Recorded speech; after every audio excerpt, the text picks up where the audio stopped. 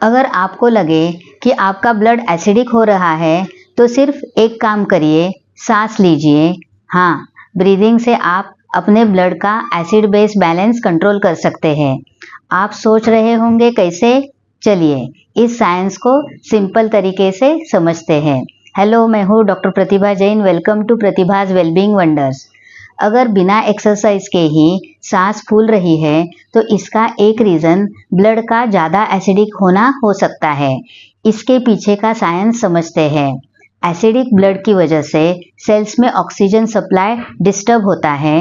Body इसे balance करने के लिए ब्रीदिंग रेट बढ़ाती है। सोचिए, अगर आपका ब्लड ज़्यादा एसिडिक हो जाए तो क्या होगा? आपको सिर दर्द हो सकता है, फैटिग महसूस हो सकती है और इवन फेंट भी हो सकते हैं।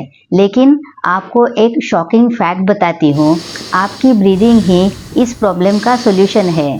सिर्फ सांस लेने का तरीका ब्लड के एसिड बेस बैलेंस को कंट्रोल करता है। पहले ये समझना ज़रूरी है कि ब्लड का पीएच 7.35 से 7.45 के बीच होता है।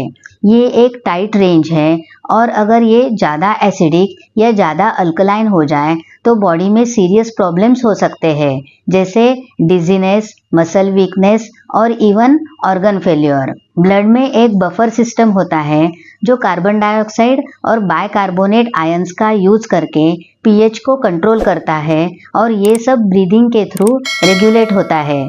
अगर ब्लड ज़्यादा एसिडिक हो जाए तो इसका मतलब है कि कार्बन डाइऑक्साइड ज़्यादा हो गया है और ये कार्बन डाइऑक्साइड वाटर के साथ मिलकर कार्बोनिक एसिड बनता है जो ब्लड का पीएच लोअर करता है। हमारी बॉडी अपने ब्लड का पीएच बैलेंस मेंटेन करने के लिए हमेशा एक्टिव रहती है। जैसे ही ब्लड एसिडिक होने लगता है, ब्रेन तुरंत एक्शन लेता है। ब्रेन डिटेक्ट करता है कि ब्लड एसिडिक हो रहा है। ब्रेन लंग्स को सिग्नल भेजता है, जल्दी सांस लो। लंग्स फास्ट ब्रीदिंग स्टार्ट करते हैं, जिससे एक्स्ट्रा कार्बन डाइऑक्साइड एक्सेल होता है। कार्बन डाइऑक्साइड बाहर निकलने से कार्बोनिक एसिड ब्रेक होता है और ब्लड का पीएच नॉर्मल हो जाता है। इसी वजह से जब हम एक्सरसाइज करते हैं तो सांस फास्ट हो जाती है, मसल्स ज़्यादा कार्बन डाइऑक्साइड प्रोड्यूस करती है और बॉडी इसे बैलेंस करने के लिए फास्ट ब्रीदिंग एक्टिवेट करती है। सोचिए, आप एक हिल क्लाइंब कर रहे हैं और आपकी सांस फास्ट हो रही है। ये सिर्फ ऑक्सीजन लेने के लिए ही नहीं, बल्कि एक्स्ट्रा कार्बन डाइऑक्साइड बाहर निकालने के लिए भी है। अब देखते हैं ब्लड अल्कलाइन होने पर क्या होता है। अगर ब्लड ज़्यादा अल्कलाइन हो जाए तो बॉडी को ये बैलेंस रिस्टोर करना होता है। ब्रेन डिटेक्ट करता है कि कार्बन डाइऑक्साइड लेवल लो है और ब्लड अल्कलाइन हो रहा है।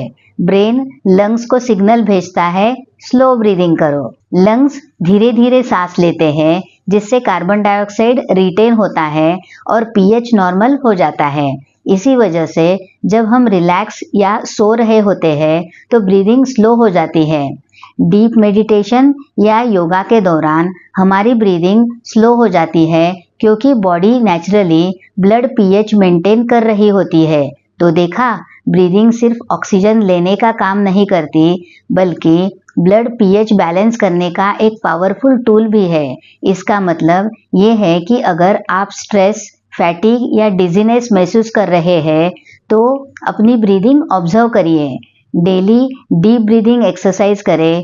ये आपको ब्लड का पीएच बैलेंस रखने में मदद करेगा और ओवरऑल हेल्थ इंप्रूव करेगा। अगर आप चाहते हैं कि आपका ब्लड पीएच नेचुरली बैलेंस रहे तो डेली कपालभाति और अनुलोम विलोम प्राणायाम करें। ये दोनों प्राणायाम कार्बन डाइऑक्साइड रेगुलेशन में मदद करते हैं और एसिडिटी या अल्कलिनिटी को कंट्रोल में रखते हैं।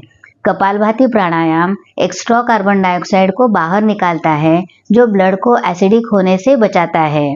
अनुलोम विलोम प्राणायाम नर्वस सिस्टम को काम करता है, जिससे ब्रीदिंग और पीएच नेचुरली बैलेंस में रहते हैं।